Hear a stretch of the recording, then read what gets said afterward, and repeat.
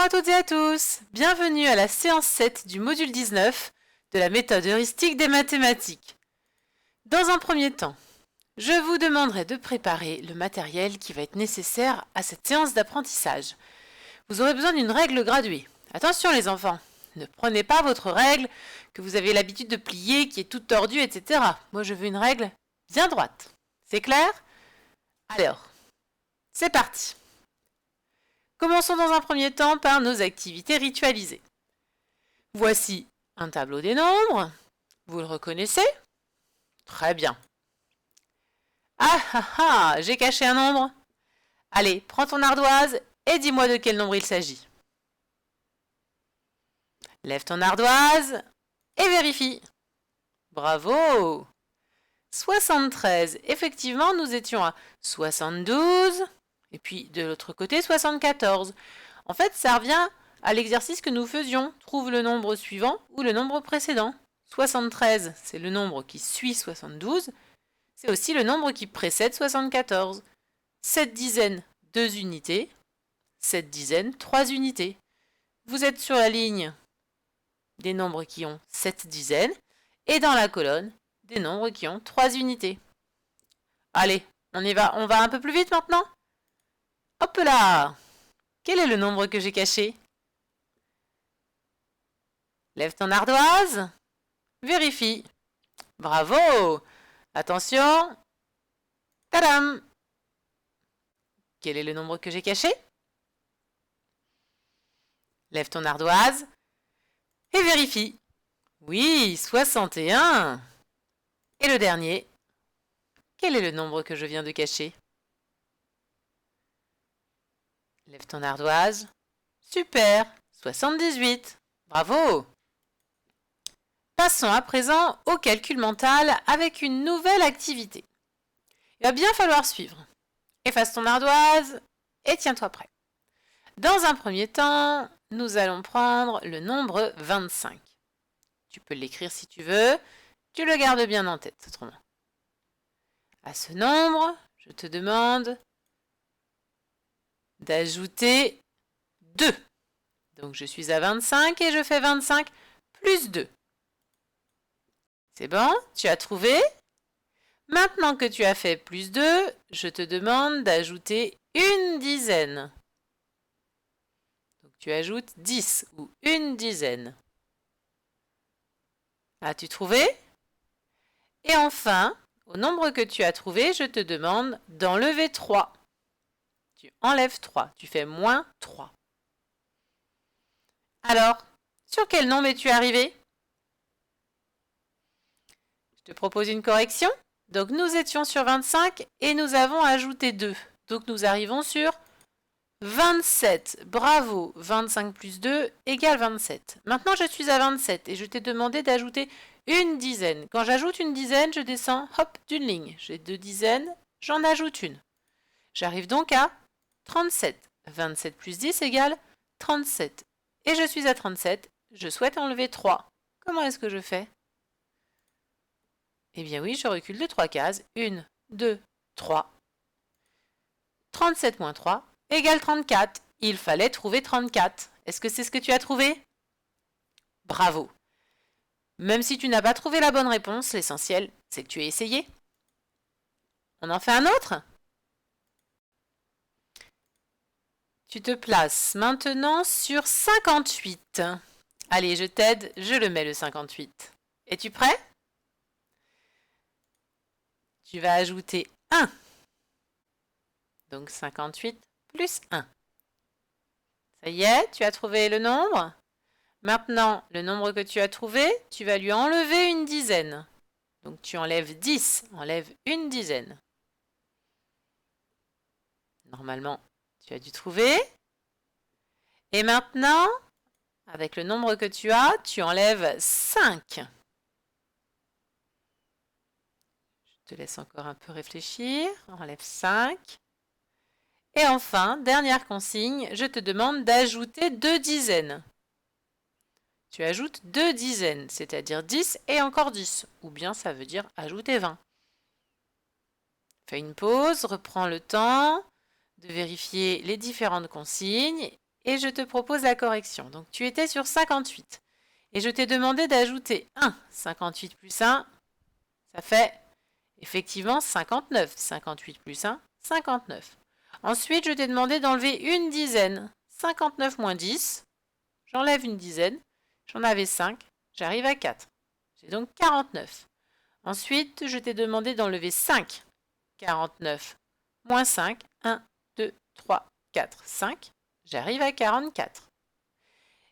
Et la dernière consigne était d'ajouter 2 dizaines. Donc je prends mon 44 et j'ajoute 2 dizaines. Une dizaine, 2 dizaines. J'arrive donc à 64. 44 plus 20 égale 64. Alors si besoin, nous pouvions aussi fonctionner de la façon suivante. 58, c'est ceci. Si j'ajoute 1, donc j'ajoute un jeton sur la bac. Vous êtes d'accord? Donc j'avais 5 dizaines et 8 unités. Maintenant, puisque j'ai ajouté 1, j'ai 5 dizaines et 9 unités. Ensuite, je te demandais d'enlever une dizaine. Donc, j'enlève un jeton ici. Il me reste 4 dizaines et 9 unités.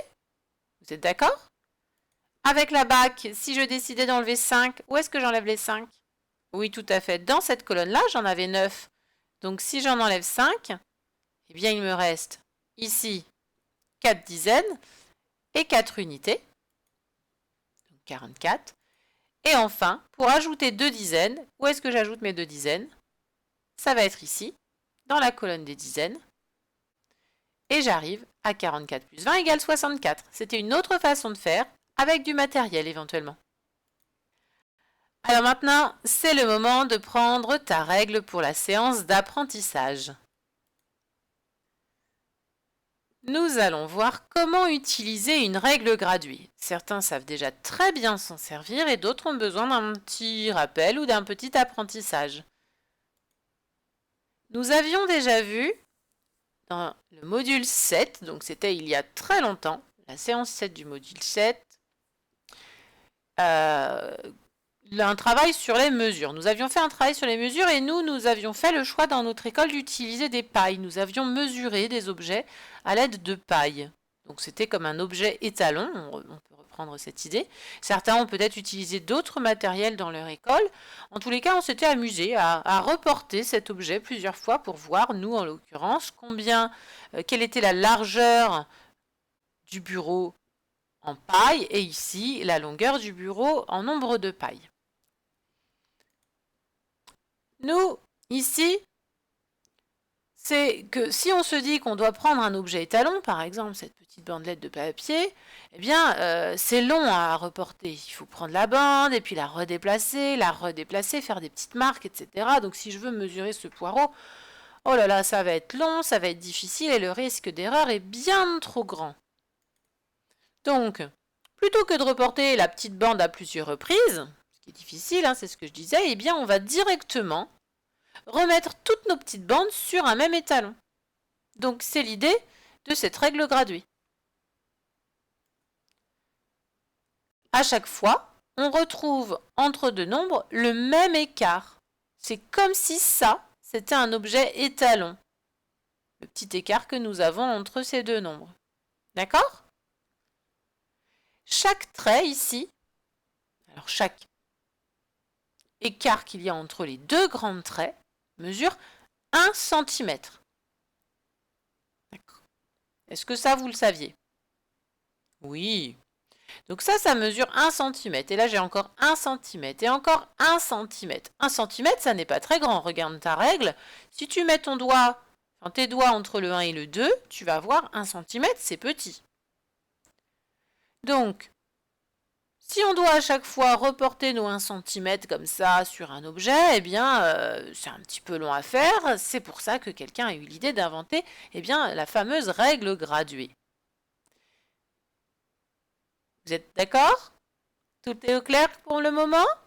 Eh bien, passons à la suite pour voir bien comment utiliser justement cette fameuse règle graduée. Si j'ai ce trait-ci à mesurer, comment dois-je faire? Je vais prendre ma règle Et je vais placer quoi? Eh bien le 0. Alors pas le début de ma règle, hein. C'est bien le 0, ça va dépendre des règles que vous avez. Je place le 0, mais dessous mon trait, pas au-dessus. Je le place, et puis je regarde la fin de mon trait, et je regarde où est-ce qu'il arrive. Et là, je peux donc dire que mon trait vert mesure 6 cm. Bravo! 6 cm. Facile. Faisons la même chose avec ce trait rose. Je me mets dessous. Je fais bien attention à ce que mon trait commence au 0. Et puis je regarde où est-ce que mon trait rose s'arrête. Il s'arrête sur le 4. Je peux donc dire que mon trait rose mesure 4 cm. À présent, ce trait orange. Comme d'habitude, je me mets sous mon trait, je place mon 0 au départ et je regarde où est-ce qu'il arrive. Ce trait orange mesure donc 10 quoi? 10 centimètres. C'est important de dire le mot centimètre parce que ça n'a pas la même signification. Centimètre, mètre, millimètre, ça ne veut plus dire la même chose. Mon trait orange ici mesure 10 centimètres. Et comment dois-je faire maintenant si je veux mesurer un trait qui est positionné de cette façon-là? Soit effectivement vous bougez votre feuille pour pouvoir mesurer, alors moi sur l'écran ça va être compliqué, soit vous tournez votre règle. Donc là, c'est un peu plus difficile à l'écran, on tourne sa règle, on se met dessous, on met le 0 au bon endroit, et on n'a plus qu'à regarder où est-ce qu'on arrive.